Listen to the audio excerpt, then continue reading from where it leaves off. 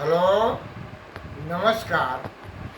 मैं श्री शिव मुनि भारती, gram post Srinagar, भाया Revati, district बलिया के बासिंदा। मैं आप सबके सामने पौराणिक प्रसंग का काल्पनिक प्रस्तुत करने जा रहे हैं। यदि इसमें कोई त्रुटि हो तो आप लोग हमें क्षमा करने का कृपा प्रदान कीजिएगा। कहले भरत जी कहवा गईले ज्येष्ठ भ्राता, बताओ माता। कहले भरत जी कहवा गईले ज्येष्ठ भ्राता, बताओ माता। तोहरा कैसे सुहाता, बताओ माता। तोहरा कैसे सुहाता, बताओ माता। कहाँ गईले राम, कहवा भाई लक्ष्मण। और कहाँ गईले राम, कहाँ भाई लक्ष्मण। कहाँ गईली जगत के जननी सीता माता, बताओ माता। कहाँ गईली जगत के जननी सीता माता, बताओ माता। कहवा गईले ज्येष्ठ भ्राता, बताओ माता। कहाँ गईले ज्येष्ठ भ्राता, बताओ माता। पिता दशरथ जी अयोध्या छोड़ी भगले। पिता दशरथ जी अयोध्या छोड़ी भगले। कौन कारण से अपन प्राण त्यागले। और पिता दशरथ जी अयोध्या छोड़ी भगले।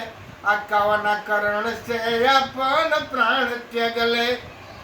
और तीन तीन गो मांगे आज, और तीन गो मांगे आज अयोध्या में धोआता, बताओ माता। तीन गो मांगे आज अयोध्या में धोआता, बताओ माता। कहवा गईले ज्येष्ठ भ्राता, बताओ माता। कहवा गईले ज्येष्ठ भ्राता, बताओ माता। राम के वियोग में अयोध्या रोवे सारी। राम के वियोग में अयोध्या रोवे सारी। कुहू की के कोयल रोवे बारी। राम के वियोग में अयोध्या रोवे सारी। कुहू की के कोयल रोवे बारी। अरे बोलई अब तुहारा कैसे सुहाता। अरे बोलई अब तुहारा कैसे सुहाता, बताओ माता। कहवा गईले ज्येष्ठ भ्राता, बताओ माता। कहवा गईले ज्येष्ठ भ्राता, बताओ माता। दासी मंथरा के कहला में तू अइलू। दासी मंथरा के कहला में तू अइलू। अपना सुहाग के तू अपने मिटैलू। अरे दासी मंथरा के कहला में तू अइलू। अपना सुहाग के तू अपने मिटैलू। और कुल में कलंकनी बाड़ू। कुल में कलंकनी बाड़ू। माता हो के भैलू कुमाता, बताओ माता। कुल में कलंकनी बाड़ू, माता हो के भैलू कुमाता, बताओ माता। तुहरा कैसे सुहाता, बताओ माता। तुहरा कैसे सुहाता, बताओ माता। पिता दशरथ की यहाँ तिरिया हठ ठनलू। पिता दशरथ की यहाँ तिरिया हठ ठनलू।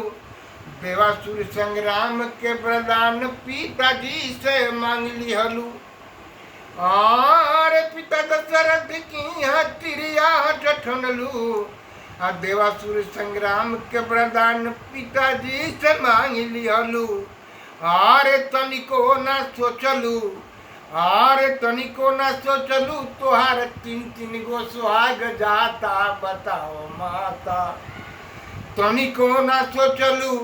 तोहार तीन गो सुहाग जाता, बताओ माता। कहवा गईले ज्येष्ठ भ्राता बताओ माता, कहवा गईले ज्येष्ठ भ्राता बताओ माता।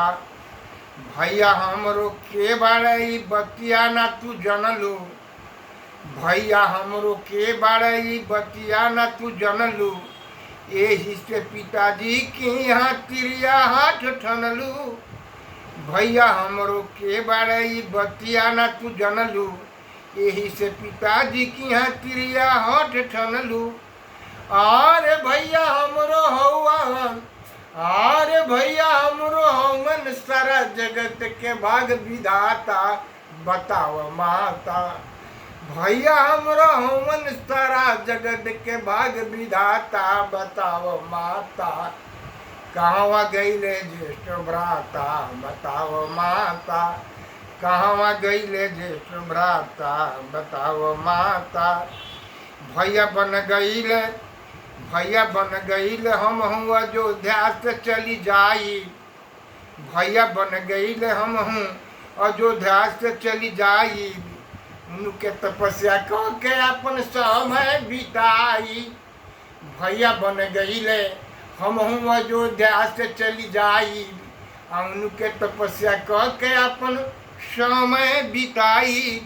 अरे तू ही बन, अरे तू ही घर में रही हो, तू ही घर में रही हो, अरे बनी के रही हो अयोध्या के राजमाता बताओ माता।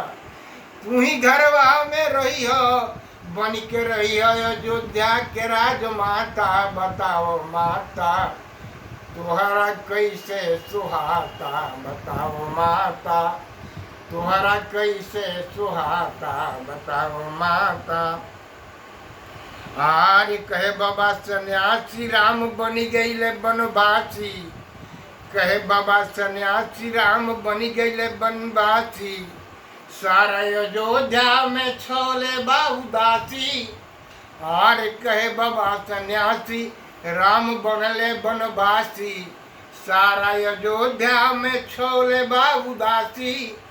आरे असुवन के धार से, आरे असुवन के धार से अयोध्या धोआता बताओ माता। असुआ के धार से अयोध्या धोआता बताओ माता। कहवा गईले ज्येष्ठ भ्राता बताओ माता, कहवा गईले ज्येष्ठ भ्राता बताओ माता।